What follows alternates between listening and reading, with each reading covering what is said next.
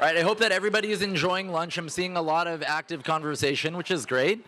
I am incredibly honored now to introduce Kim Janey as our keynote speaker.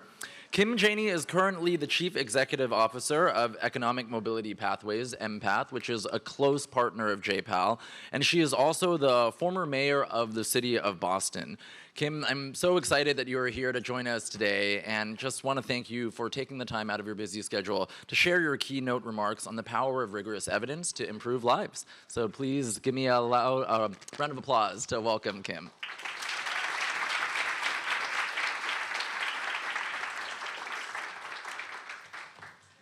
Well, thank you so much for that lovely introduction. Good afternoon, everyone.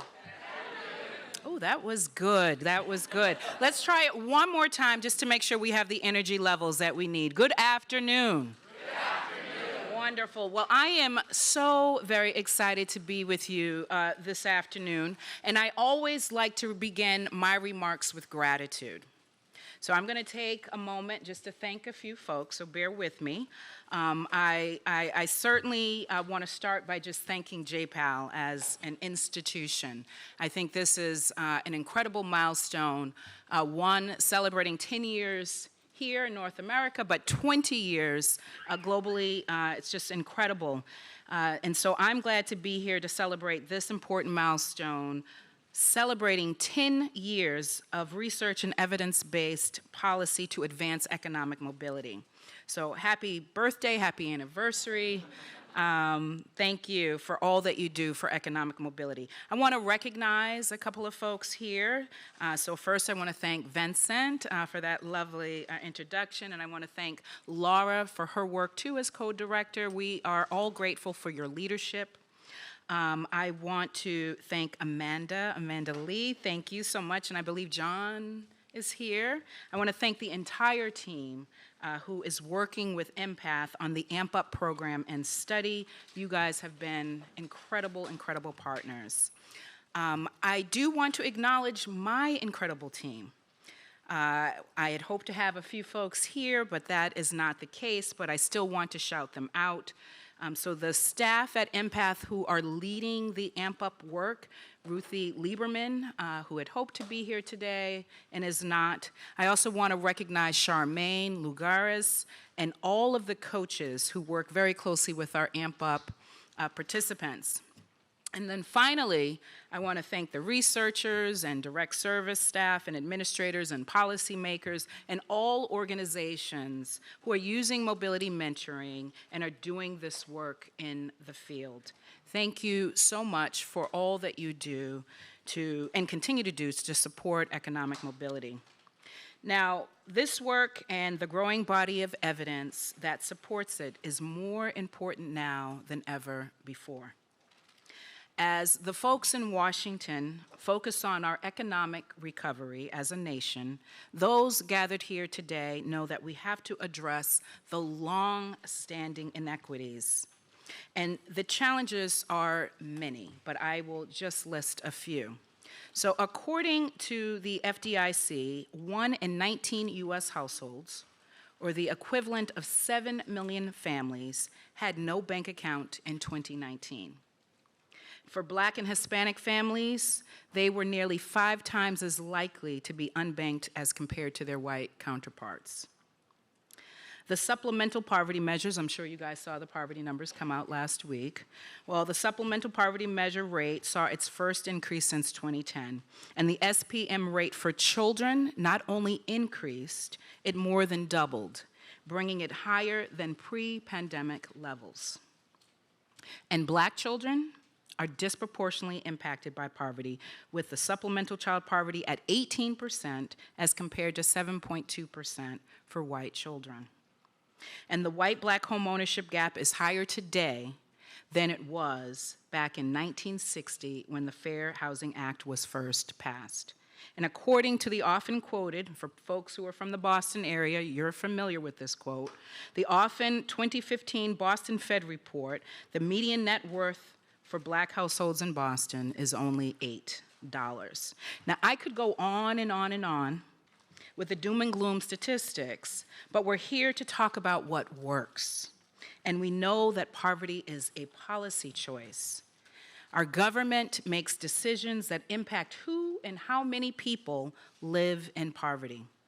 This is why I began my tenure in public office tackling pervasive inequities. As mayor of Boston, I invested millions in rental relief, affordable home ownership, and foreclosure prevention to stabilize our communities. I created youth jobs and supported small business, and I stood with EJ communities to protect our future. And I reimagined our emergency response to mental health crises and launched a pilot alternative response to ensure safer communities for all of us.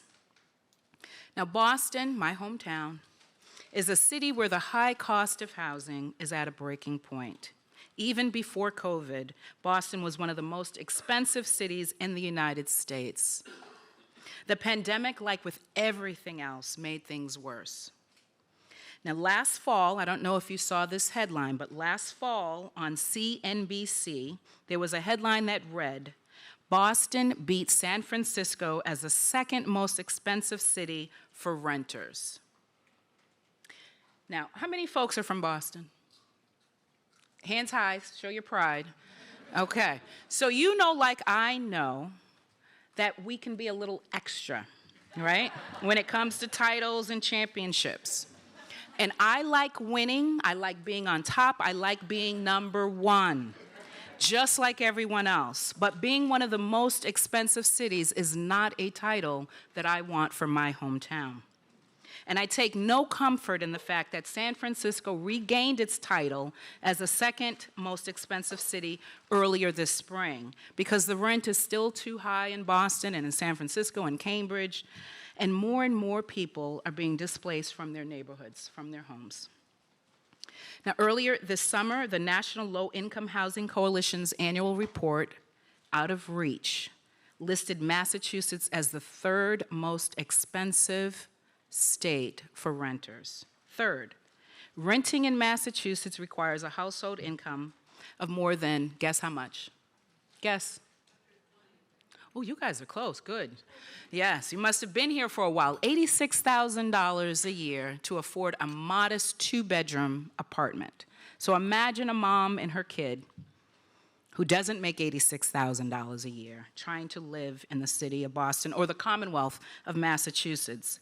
The housing crisis in Boston is impacting all ages, from young families just starting out to our senior citizens who deserve to live out their remaining years without the constant threat of losing what should be one safe haven, and that's their home. This housing crisis isn't new. I experienced it firsthand. And like many of the residents of my city, I know what housing insecurity feels like. So when I had the honor of leading my city as mayor, I knew that I had to provide immediate relief while also planning for an equitable future. I led Boston through extraordinary times of unprecedented challenges. I knew we had to respond to the twin pandemics of COVID-19 and racial injustice.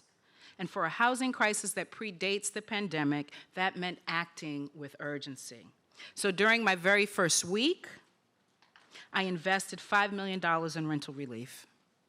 I later invested another $5 million in foreclosure prevention, and I quadrupled the down payment assistance for eligible first-time homebuyers. And when the federal eviction moratorium was struck down by the United States Supreme Court, I stepped up to protect renters in Boston. As mayor and throughout my career, I've always been informed by my own lived experiences. And having experienced housing insecurity, I know what it is like to stay with relatives, sometimes sleeping on a couch when we didn't have our own apartment. I understand what it means to wonder if you'll have enough money to make the rent. I know what it's like to be on a years-long wait list, waiting for a housing subsidy. And I know what it feels like when that Section 8 voucher finally comes through. Feels like hitting the lottery. And I also know what it feels like to sleep in a shelter bed. You see, my own housing struggles reflect Boston's complicated history. And growing up, I experienced housing insecurity when the South End neighborhood of Boston, those from Boston, you know the South End, right? Yes? Yes.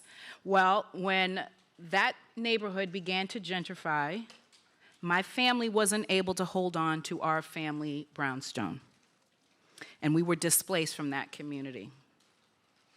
Now, that same brownstone is worth, guess how much? It's up there in the millions, millions, millions, millions today. So my family not only lost their home, we lost our ability to create and pass down generational wealth. And at the same time that my family lost its family brownstone, I became a young parent. I was scared. I didn't know where to go, who to turn to, and my future seemed very bleak. But a nonprofit organization helped me chart a path forward, a path that would eventually lead me to the mayor's office as the first woman and the first person of color to lead Boston. I now lead Economic Mobility Pathways as its president and CEO, the very same organization that changed my life so many years ago. At EMPath, we transform lives by helping individuals climb the economic ladder and by providing institutions with the tools to systematically do the same.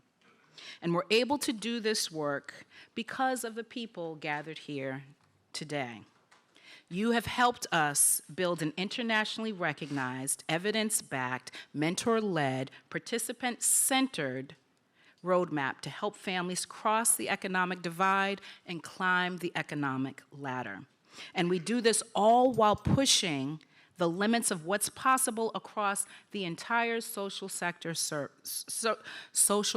sector. Say that 5 times fast. Now, more than, and many of you may know this, but more than 150 nonprofit organizations and government agencies have joined our global learning network, the Economic Mobility Exchange, and they are using mobility mentoring in their own communities. Together, we have helped more than 350,000 people all across the country who are experiencing poverty, and we're helping them climb the economic ladder. EMPath has been helping women and families in the Boston area for almost 200 years. Since our founding, our work has centered on supporting women and strengthening families. Our local work dates back to the early 1800s amidst racial segregation when eligibility and access to services may have been restricted. But today, the majority of the people that we serve are women of color, most of whom are unhoused.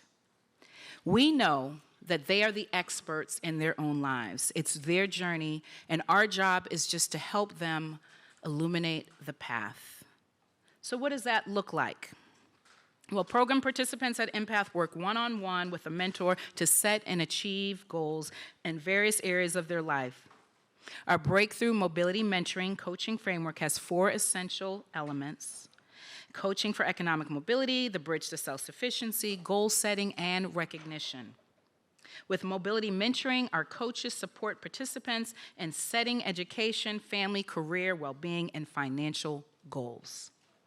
This comprehensive model meets participants where they are and is rooted in the idea that effective coaching involves mentors and participants partnering to work toward their goals together.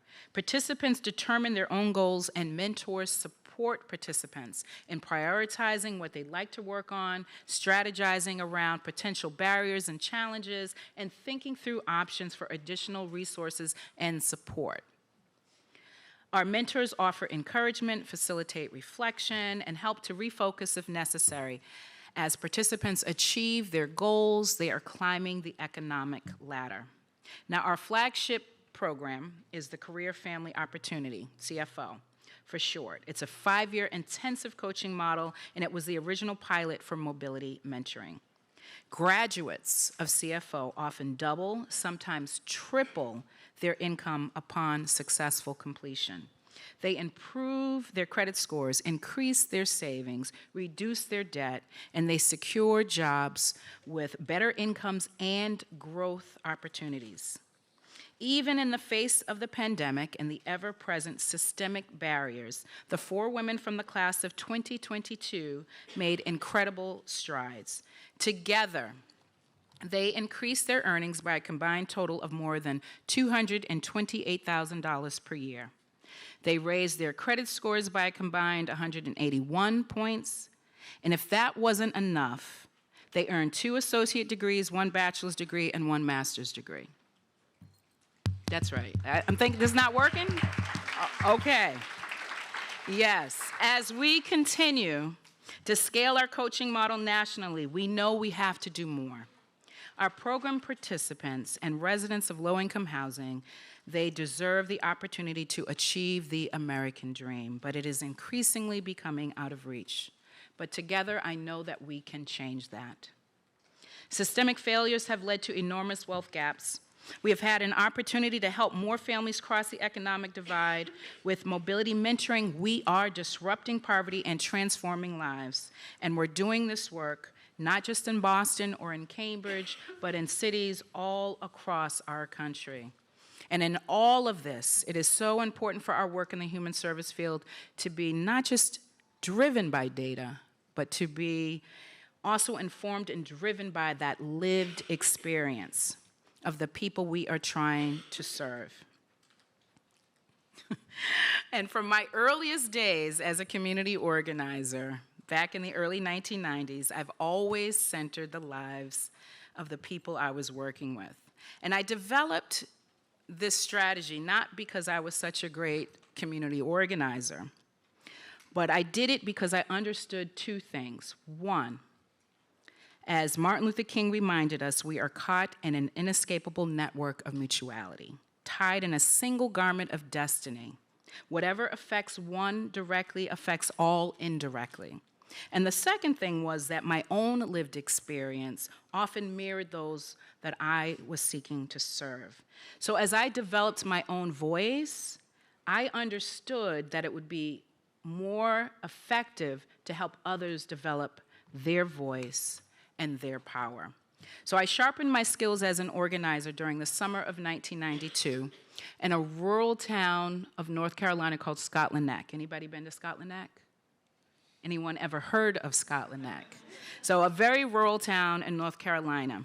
I began organizing in a public housing development that was populated by poor Black women. And I started out with a survey to understand what the needs of these women and their families were. And 3 things stood out from this experience. Number 1 was the experiences of poor Black women were not valued.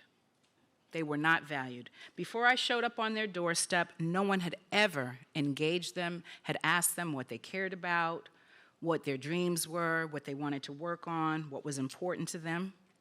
2, that there was a deep fear of repercussions in this community. And then 3, the third lesson was I realized that if community organizing done right, there were 2 outcomes. One was the obvious win on whatever issue you were organizing around. But the second thing was that this was a great way to help develop leadership and one's voice. So in Scotland Neck, women who were previously afraid to register to vote in the 1990s for fear of losing their housing vouchers were now developing their voice and demonstrating their power by showing up and offering public testimony at a town council meeting. This was huge. Now, since then, I've used organizing not just to bring people to the decision-making table, but in helping communities build their own policy agendas. As an elected official, I always engage various constituencies in the legislative process. As the CEO of a national nonprofit, I'm constantly seeking opportunities to engage participants in meaningful ways that help guide our work. One example is our Voices in Advocacy Council, a network of program participants who share their life experiences and their success and the lessons that they've learned with policymakers, the media, and other individuals making the journey from poverty to self-sufficiency. And like the women of Scotland Neck, North Carolina, The members of the VAC, they advocate for policy changes that improve their lives. Our VAC members and other EMPath program participants are valued thought partners in helping us shape EMPath's policy agenda. And this helps us improve our coaching model by providing that important feedback. And participant voice is so central to all that we do. So as our country focuses on its economic recovery, we know we can't leave anyone behind. So what needs to happen over the next 10 years? What should JPAL and all of us be thinking about? Where do we actually go from here?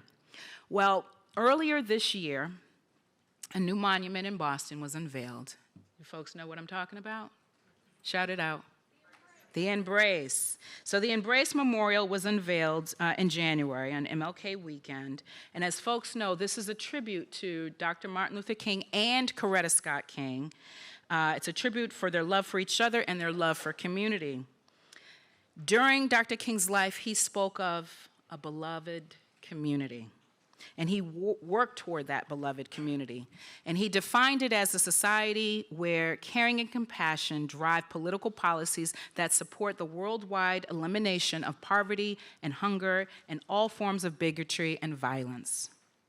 At EMPath, we envision a future where families experiencing poverty have the tools, the support, and the equitable opportunities to realize their goals, creating better opportunities for themselves and future generations. But more than that, I envision a future where one's race and zip code and socioeconomic status doesn't determine one's ability to achieve the American dream. I see a future in which children grow up and become critical thinkers, prepared to tackle world problems with compassion and with urgency, and where they see themselves reflected in every sector of society.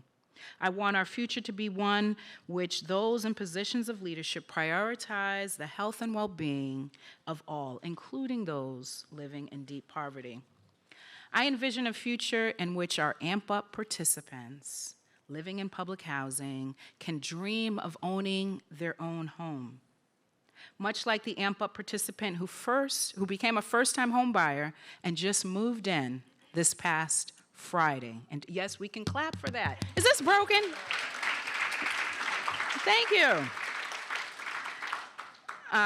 For poor people, especially poor people of color, financial freedom has been a dream deferred for far too long.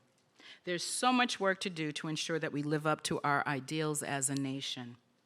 We can't simply go back to the way things were before COVID. Can't go back to that normal. We can't go back because that normal is hurting us, especially poor people of color. That normal that people are longing for was a multitude of crises, from high cost of housing, high housing costs, to the enormous racial wealth gap. So we know we can't go back. We have to go better. As I close, let's remind ourselves that poverty isn't about individual failure. Poverty is less about individual choices, but instead it's a result of policy decisions of those in leadership positions. I believe we have an opportunity to set a different course toward equity and justice for our nation. This won't come out of Washington, though. This is not going to come out of Congress or the White House. There's no charismatic leader who's going to come in and save the day. We have to save ourselves. We are our own saviors, and we're the ones that we've been waiting for. This is going to start with us right here, right now. So I am so inspired by the resolve and the resilience and the research that happens at JPAL. I am just so thrilled to be part of this, to be in partnership with all of you, and I'm grateful for your willingness to roll up your sleeves, to get the work done, to think about what the next 10 years are as we continue to work toward eradicating poverty. It's your research that is helping us get this work done at EMPath. It is your work that you are doing in the field that helps us at EMPath deliver life-changing services. And it also helps with our advocacy here on Beacon Hill as well as Capitol Hill. So many thanks for your willingness to partner and to help us learn what works, to focus on what works for reducing and eliminating poverty as we come together to tackle this enormous issue. We're able to do this work, though, because of the relationships that we've built and because of the learning that we've done and will continue to do together. And so, as I close for real, I know that working with each other, that we can turn obstacles into opportunities, that we can help those that we're working with in the field turn stumbling blocks into stepping stones. We know that those who are experiencing deep poverty can and deserve better, and that we will continue to work together to help folks reach their highest goals and realize their wildest dreams. Thank you for all of the work that you do to help make that possible. Thank you.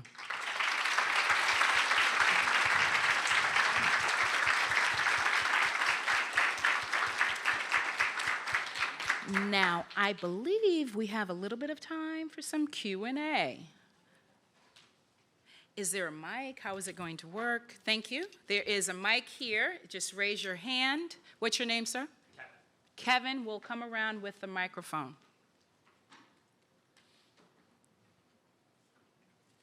So I get to talk for 10 more minutes about anything I want to talk about if there are no questions. Okay, here we go. Hi, Mayor Janey. Alicia Modestino from Northeastern University, so in your hometown here. I was really struck by how, in your personal story, you used research evidence right from the start, surveying the residents of that housing development. And I was also really struck by the influence that had on the women themselves, right, on the participants. So they weren't just somebody in your study or somebody in your data collection, but that had an impact on their lives as well. And that's something that I think for us as researchers, we're just understanding the value of not just giving voice to the individuals that we're studying, but that there are skills that are built exactly. in that process. And so I was just wondering if you had any tips or any kind of ideas in terms of what you wish researchers would bring to this work in terms of recognizing those lived experiences and how to build on that in addition to the rigorous kind of data collection we do. I mean, I think that's it. You've answered the question in your question. It is about centering those with lived experiences. I think for far too long, these experiences were things that had a lot of stigma, oftentimes. Living in a homeless shelter, for example, there's a lot of stigma attached to that. Those who are trying to rebuild their lives, if they suffer with substance use disorder, whatever the challenge is, there can often be stigma. So I think one thing we do by centering those individuals and helping to develop their voice, it isn't that they're unheard. So we always have to remember, it's not that people are unheard, it's that they're not being listened to. People will communicate with you. If you are listening, you will hear and know what they need. So it's really important that we are centering those individuals, not just because of the benefit to that individual, but it changes the narrative on how we approach this work.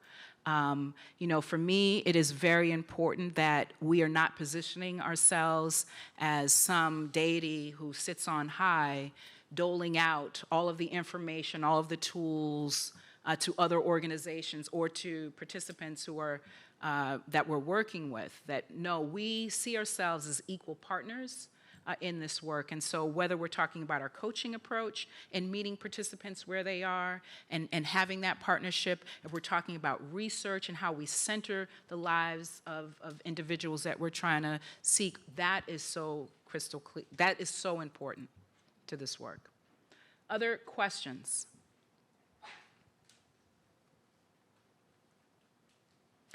Kevin, right over here.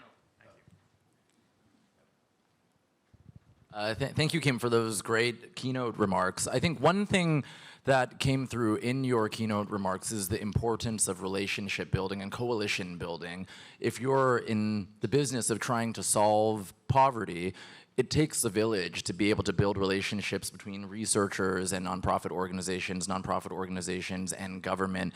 In your experience, both as the head of EMPath and as the former leader of Boston, do you have any best practices or general tips that you can share with us as we think about how to better strengthen relationships across many different sectors in order to achieve this common goal of tackling poverty, especially with evidence-based effective practices? Yep. You know, I think the number one thing is to listen. Oftentimes in rooms like this, you've got the smartest people in the room, you've got the best minds, everyone knows everything, you've all figured it all out. And no, I'm serious. And so one, that can be intimidating from the people that we are trying to serve. But two, it means then you're not open to learning from someone who doesn't have a degree from Harvard or MIT. It means that you're kind of shutting yourself off. So the first thing is to listen, to not assume that you know better because of your degrees and the initials after your name, but that the person that you are speaking with is just as valuable, just as smart, and is bringing their experiences to the table. So putting a real value on that. I think the other thing, and you guys already know it, which is why I didn't lean in heavy in my remarks, is the data, that matters. That matters. So whether in my role as an organizer or an advocate, whether in North Carolina or thinking about Boston Public Schools and doing advocacy for 20 plus years to improve, always grounded ourselves in what are the facts? What does the data say, right? And then I want to match that up with, well, what are the experiences that people are telling us about? Do those things match up? And so if the school department is saying that their graduation rate is X or that X number of kids have access to this, is that what is happening on the ground? Is that what parents think and feel? Is that what students think and feel? So I think both are equally important. And the other thing that I would suggest around the coalition building and listening is making sure that you have a deep appreciation for both. I think we have time for one more question. And I think it is over here, Kevin.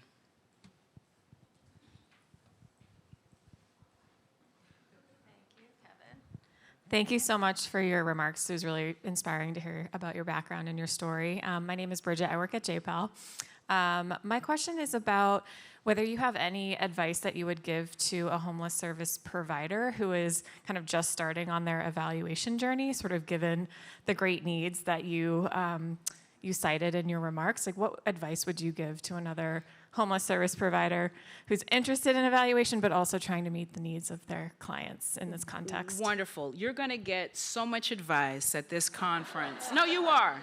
Whether these remarks, the speaker before me, the speaker after me, the one thing that I bet no one will say to you, that's the thing I'm going to say. Take care of yourself. Self-care. Make sure you are doing things that bring you joy. Whatever that is, if it's family, if it's friends, if it's travel, if it's your activity that you like to do, reading a book or climbing a mountain, whatever it is, make sure that you are taking time to take care of yourself, because you can't take care of anyone else unless you do, and that this field is one where there's a lot of burnout. And people think it's just the direct service staff. No, it can be the administrators, the researchers, the people in the backdrop. We can all, when you look at these numbers, and you see that it's getting worse and not better, that takes its toll on you. So whatever role you play in this, if you're getting into that, make sure you're taking care of yourself. Well, thank you all. This has been such a delight. Thank you.